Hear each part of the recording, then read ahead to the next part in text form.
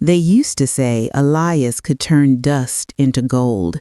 He wasn't born rich, no, not even close. The son of an ordinary craftsman and a mother who sold fruits under the sun. But from a young age, Elias had something most people didn't, a hunger that refused to sleep. He wasn't just chasing money, he was chasing control, the power to decide who he'd become and who he'd never have to bow to again. He started small, one rented shop, one borrowed idea, and one promise whispered to himself every night: I will never go back to nothing. Years passed, and Elias became the name everyone wanted to know and to fear. He built an empire out of silence and strategy, brick by brick, deal by deal. He was ruthless when he had to be, charming when it was useful. He didn't smile often, but when he did, it usually meant someone else was losing.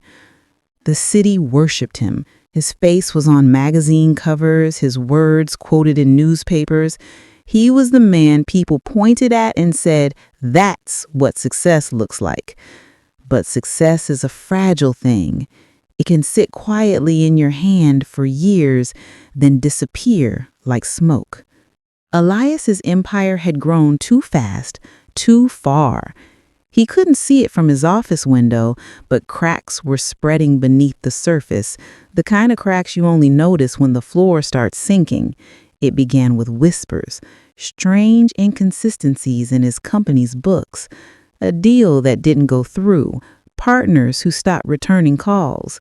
Then, one morning, his accountant came in trembling, holding a file that would shatter everything. Sir, there's a problem, a very big problem. Elias took the file and flipped through the pages, his eyes narrowing. He was a man who could smell fear, and the accountant reeked of it. What do you mean, problem? He asked quietly. The man hesitated. Funds, sir. Missing. A lot of them. It was a betrayal from the people he trusted most. His closest partners had been bleeding his accounts dry for years, hiding the evidence under the noise of his growing success. When the storm hit, it didn't come gently. First came the audits, then the investigations, then the headlines. Elias's empire under fire, fraud scandal rocks billionaire's business. In the beginning, he fought. He hired lawyers, gave interviews, even smiled for the cameras, pretending nothing was wrong. But as the weeks turned to months, his walls crumbled faster than he could rebuild them. Investors pulled out, accounts froze, and one by one, the people who used to say, "Yes, sir," stopped picking up his calls. There's a certain silence that only the powerful know, the kind that follows after applause stops. Elias found himself in that silence. He'd sit alone in his mansion, surrounded by luxury that now felt like mockery. His once busy phone became quiet, except for messages from lawyers and debt collectors. He stopped sleeping. Nights were long, haunted by questions that had no answers. How could he, of all people, lose it all? And then came the moment that finished him. A government raid.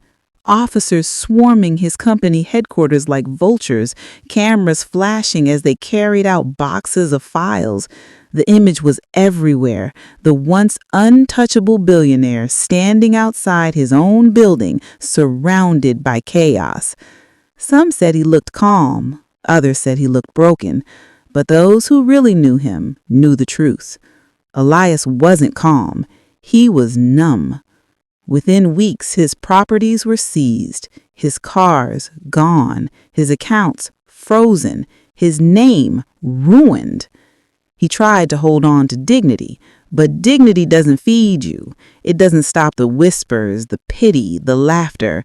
His friends disappeared first, then his business partners, then even his family distanced themselves, afraid of the shame that followed his name like a shadow. Elias, the man who once commanded boardrooms with a look, was now invisible. There's something about losing everything that changes the sound of your heartbeat. It doesn't beat for success anymore. It beats just to survive. He started selling things. First, the smaller luxuries, the watches, the suits, the jewelry, then the cars, then the house itself. People whispered about him in the streets. Some said he deserved it. Others said he'd rise again. But Elias didn't listen to either. He was too tired. When the auctioneer's hammer fell on the last of his possessions, he didn't even watch. He just walked away, wearing a simple shirt and holding a small bag, everything he now owned in the world. You can say that's the day Elias truly died. Not physically, but in every way that mattered. The billionaire was gone. What remained was just a man. He wandered for days, sleeping where he could, eating when he found something. At first, he thought it was temporary, that someone would call, some miracle would come. But no one did. And as the sun rose each morning, Elias began to fade into the crowd. Another forgotten man.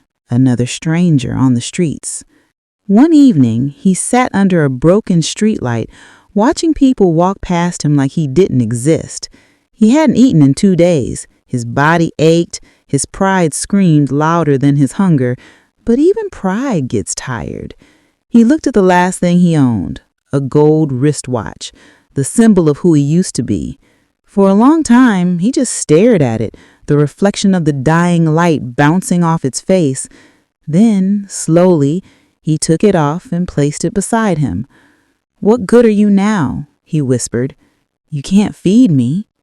A young boy walking past noticed the watch and stopped. "Uncle, are you selling it?" Elias looked up. The boy's eyes were innocent, curious, not judgmental. He nodded. "How much?" the boy asked. He smiled faintly, a bitter smile. "Whatever you can afford." The boy hesitated, then pulled a few crumpled notes from his pocket and handed them to him. He took them gently, his hands trembling. When the boy left, Elias stared at the money, then looked up at the sky. He whispered, "So this is what I've become." And in that moment, it wasn't just about losing wealth. It was about losing the illusion that he was untouchable.